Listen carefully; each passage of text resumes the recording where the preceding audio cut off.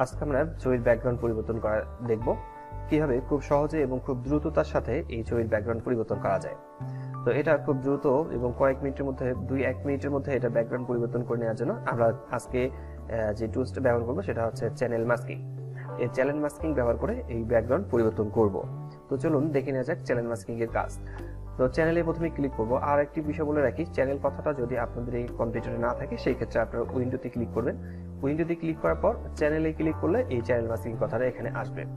তো channel masking যখন এখানে আসবে তখন আমরা চ্যানেল মাস্কিং এ ক্লিক করব। ক্লিক করার পর একটা বিষয় দেখতে পাচ্ছি, সেখানে আছে RGB তে ক্লিক করাই আছে।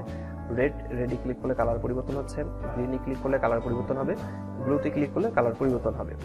তো এখানে বেশ কয়েকটি কালার পরিবর্তন হচ্ছে। আমরা এই ব্লু কালার যে আছে দেখতে পাচ্ছি, এটাকে আমরা ড্র্যাগ করে নিচের দিকে নামিয়ে এখানে ছেড়ে দেবো। এখানে কপি হয়ে যাবে। আমরা এই জায়গাটাতে ছেড়েছি, একটু মনে রাখতে হবে যে আমরা ছাড়ছি কিন্তু এই জায়গাটাতে, আর এটা কপি হয়ে গেছে। এখানে একটু মনে রাখতে হবে যে দেখবেন যে এখানে কপি হয়ে গেছে।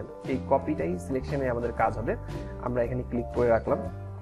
এরপর আমরা কালো অংশ এবং সাদা অংশের মধ্যে একটু পার্থক্য তৈরি করব। কিবোর্ড থেকে কন্ট্রোল চেপে ধরে এল চাপ দেবো, যে ডায়লগ বক্সটি আসছে এখান থেকে আমরা বাম দিক থেকে ডান দিকে মুভ করলে এই কালো অংশ যেগুলো আছে সেগুলো কালো হতে থাকবে।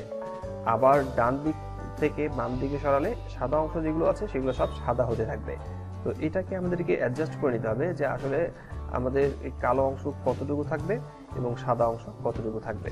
তো আমি এই জায়গাটাতে সিলেক্ট করে নিচ্ছি, কালো অংশগুলো থাকলো এবং সাদা অংশগুলো ঠিক থাকলো।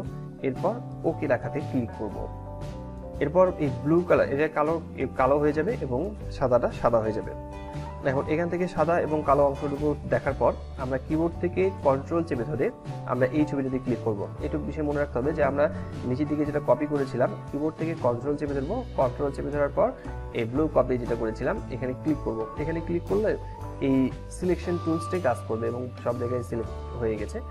এখন আমরা সিলেক্ট করা যখন হয়ে গেল তখন আমরা কি করব, তখন প্রথমের দিকে RGB তে ক্লিক করব। এটা সিলেক্ট হয়ে গেলে RGB তে ক্লিক করব। RGB তে ক্লিক করার পর আমাদেরকে লেয়ারসে ক্লিক করতে হবে। এই লেয়ারসে ক্লিক করলে এখানে ব্যাকগ্রাউন্ডটা চলে আসছে। ব্যাকগ্রাউন্ডটা আমরা এখানে দেখতে পাচ্ছি। এরপরে কাজ হচ্ছে কিবোর্ড থেকে অল্টার প্রেস করে আমাদেরকে এই অ্যাড মার্কস লেখাতে ক্লিক করতে হবে। আমরা কিবোর্ড থেকে অল্টার প্রেস করে নিচ্ছি এবং এখানে অ্যাড মার্কস লেখাতে ক্লিক করলাম। ব্যাকগ্রাউন্ড পরিবর্তন হয়ে গেল। এটাকে সেভ করার নিয়মগুলো ঠিক থাকবে। এভাবে আমরা যেভাবে সেভ করতে চাই সেভাবে সেভ করতে পারবো। তো আজকের টিউটোরিয়ালটি এই পর্যন্তই থাকলো।